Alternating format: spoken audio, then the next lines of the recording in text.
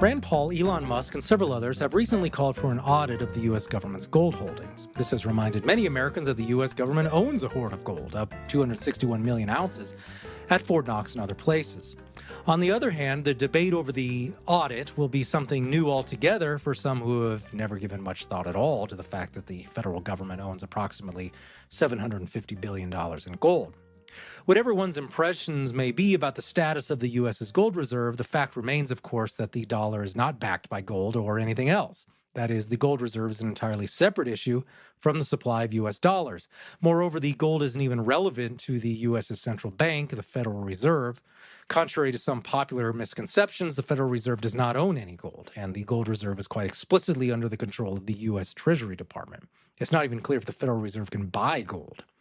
So, since the dollar is not tied to a gold standard of any kind in the United States, and is not even tied to monetary policy, this raises the question of whether or not the United States government needs its 261 million ounces of gold. The short answer to this is no.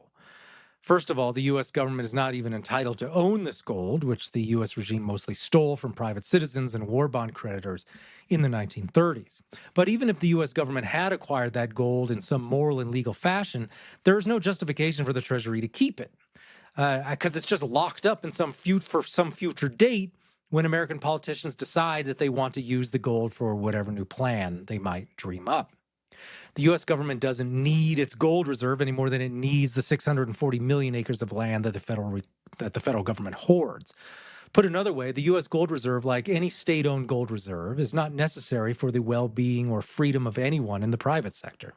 Rather, the state-owned gold reserves primarily exist to augment state power and to ensure that states can preserve themselves and to exercise greater coercive power on their subject populations. From the state's perspective, gold reserves are certainly a good thing, but state-owned gold reserves are decidedly unnecessary and undesirable from the perspective of those who seek to limit state power or increase human freedom. Now, many national governments, mostly through their central banks, hold large amounts of gold. In none of these cases is the government's currency backed by gold. But if central banks and national currencies are not on any sort of gold standard, why own gold at all? The reasons given for this are varied. Some central banks claim they own gold for the same reasons as investors in the private sector. A study from the Bank of International Settlements puts it this way. Quote, first, gold is an asset viewed by many as durable and largely imperishable, which renders it free of default risk. The International Monetary Fund's Balance of Payments Manual clearly establishes that gold bullion is the only case of a financial asset with no counterpart liability. Second, unlike currencies and debt, which are claims on foreign governments or institutions, gold kept at home, that is, in the domestic country, by the country that owns it, is not subject to political manipulation. Third, gold has been empirically proven to serve as an inflation hedge, at least over longer periods of time, unquote. Much of the discussion in the literature about the gold hoards of national states is couched in terms of good stewardship of the nation's currency and banking system. The acquisition and maintenance of gold reserves is framed as if the responsible management of gold reserves is designed to benefit the general public. This rather naive portrayal of states and their motivations must be viewed with skepticism, however. States always and everywhere work primarily to advance their own interests. So the key question we must ask ourselves is this: how does owning gold help the regime that owns it? It's really a means of the state augmenting its own power. So remembering Charles Tilley's groundbreaking work on the nature of the state and the formation of the state, we recall that a state's power is based primarily on its ability to accumulate capital by extracting it from the private sector.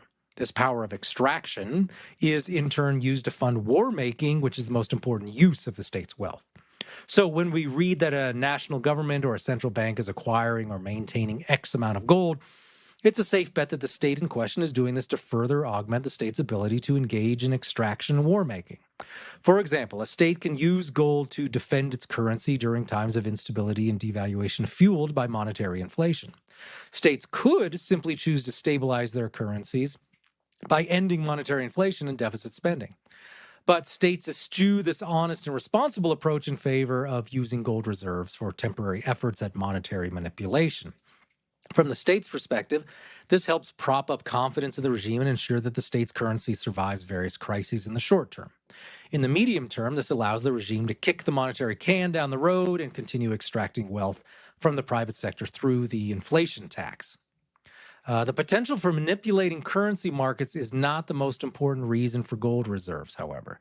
The Bank of International Settlements notes that the most widely recognized feature of a gold reserve is, quote, its potential value in highly adverse scenarios. This is the so-called war chest argument, unquote. Furthermore, John Nagay writes, quote, gold is seen as the ultimate asset to hold in an emergency and in the past is often appreciated in value in times of financial instability or uncertainty, unquote. He's not really talking about the private ownership market here. He's talking about gold as owned by states, national states. It is gold's geopolitical value that is most valuable to the state. Gold reserves essentially provide a nest egg for regimes to spend on war in times of extreme crisis. So in the American context, conservatives, militarists, and other knee-jerk supporters of the state's military power might view this as a good thing. Shouldn't we want the U.S. government to always have enough power to wage war against enemies? The problem with this argument is that the enemy in question may be the domestic population. Historically, this is often the case. After all, in practice, the U.S. state does not need a gold reserve to wage war if the enemy is a foreign adversary and if the state retains legitimacy and popularity with the general population.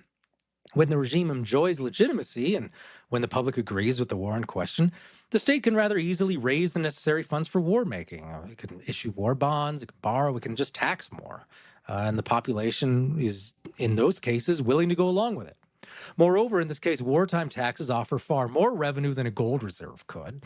So the state's taxation power, that is the state's extraction power, is far more lucrative than the regime's gold reserve under these normal, peaceful circumstances, at least domestic peace. The problem with a gold reserve is that it allows the regime to wage war domestically, even when the tax-paying population is vehemently against that conflict, and even when the regime loses legitimacy.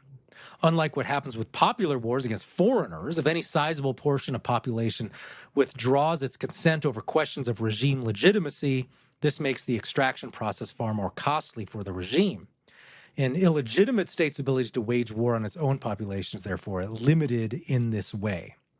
If the state in question has a large gold reserve, however, this enhances the state's ability to prolong wars in the face of domestic resistance.